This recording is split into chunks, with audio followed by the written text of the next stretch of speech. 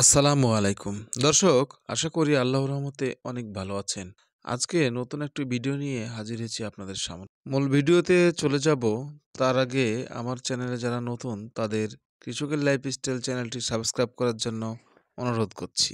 দর্শক, আমাদের গ্রামের শেষ প্রান্তে ঘুরতে ঘুরতে আমার ঘাসের জমিতে গিয়েছিলাম সকালবেলা। হাতে মোবাইলটি ছিল। আসলে খুব সকালে বাসা থেকে বের হওয়া হয় না আমার, কারণ আমার খামারে অনেক কাজ আছে। সকালে ফজরের নামাজের পরে খামারের সকল গোবর পরিষ্কার নিজেই করি। তারপরে গাভীর দুধ দহন, প্রায় ৮টা গাভীর দুধ দহন শেষ করতে এবং গরুকে ঘাস, খড় এগুলো খাবার দিতে, পানি দিতে আমার প্রায় ৯টা বেজে যায়। তো আলহামদুলিল্লাহ আজকে একটু আগে আগে কাজ শেষ হয়েছিল, হওয়ার জন্য আমি ভাবছিলাম যে ঘাসের জমিটা দেখে আসি, পানি লাগবে কিনা, কারণ খরা চলছে, সার দিতে হবে। সেই উদ্দেশ্যে গেছিলাম ঘাসের জমিতে দেখতে। তো গিয়ে যাইতে হাতে মোবাইলটি ছিল, দেখলাম সকালবেলা কিভাবে দেশি গরুগুলো বাঁধা আছে। হয়তোবা গোয়াল ঘর থেকে বাইরে বেঁধে ১-২টা খড় ভেঙে দেওয়া হয়েছে, এ পর্যন্তই।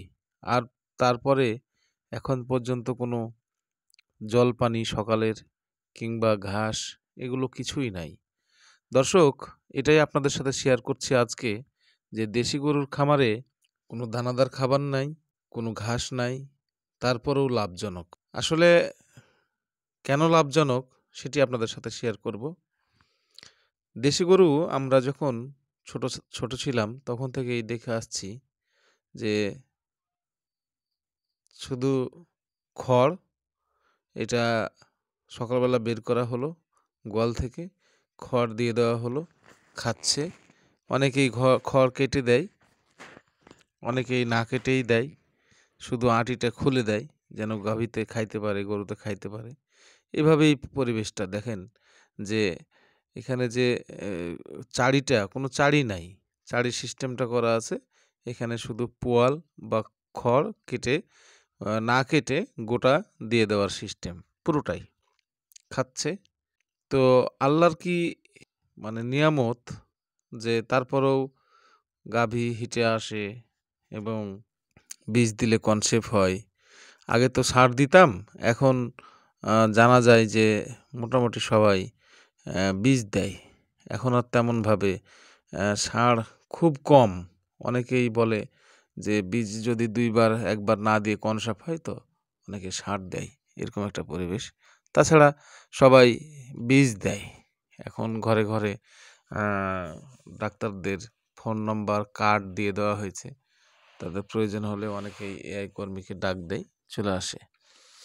দর্শক দেখেন, যে আসলে এভাবেই গরুর স্বাস্থ্য আল্লাহর রহমতে অনেক ভালো আছে। দেশি গরু, আসলে দেশি গরুর এটাই অনেক ভালো যে অল্প খরচে, কম খরচে দেশি গরুতে তেমন কোনো দানাদারও লাগে না, ঘাসও লাগে না, তারপরেও তাদের শরীর স্বাস্থ্য আলহামদুলিল্লাহ ভালো থাকে এবং বছরে একটি বাছুর পাওয়া যায়।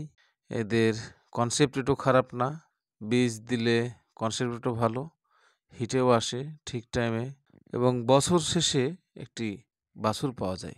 দেখেন কত সুন্দরভাবে ঘাসগুলো, খড়গুলো খাচ্ছে। কোনো ঘাসের তো প্রশ্নই আসে না, শুধু খড় দিয়ে দেওয়া হয়েছে, খাচ্ছে। তো দর্শক, এখন শীতকাল চলে এসেছে। এই শীতের দেশি গরু পালেন আর ক্রস জাতীয় যেটাই পালেন, শীতে গরুর একটু এক্সট্রা যত্ন নিতে হবে, জিঙ্ক খাওয়াতে হবে, পারলে খোল খাওয়াবেন, খোলে একটু গরম ধরবে, আর দানাদার একটু দিতে পারলে তো ভালো হয়। দর্শক, যে গরুই পালন না করুন না কেন, দেশি গরু বা ক্রস জাতীয় গরু, নিয়মিত ভ্যাকসিন করবেন, নিয়মিত কৃমি করবেন। ভ্যাকসিন করলে রোগবালাই থেকে দূরে থাকবে, লাভবান হওয়া সম্ভব হবে। আর কৃমি করলে, কৃমিটা হচ্ছে আগাছা মুক্ত, সঠিক সময়ে সঠিক ডোজে কৃমি করলে আপনার গরু সুস্থ থাকবে এবং অল্প খাওয়া দিলেই কাজ হবে। কারণ আপনার খাওয়াটা আগাছাতে আর খেতে পারলো না। জমিতে সার দেওয়ার মতো, সার যদি আগাছা নাশক দিয়ে থাকেন সার, তাহলে সঠিকভাবে কাজে লাগবে। তো দর্শক, সঠিকভাবে কৃমি করবেন, তাহলে গরু সুস্থ থাকবে।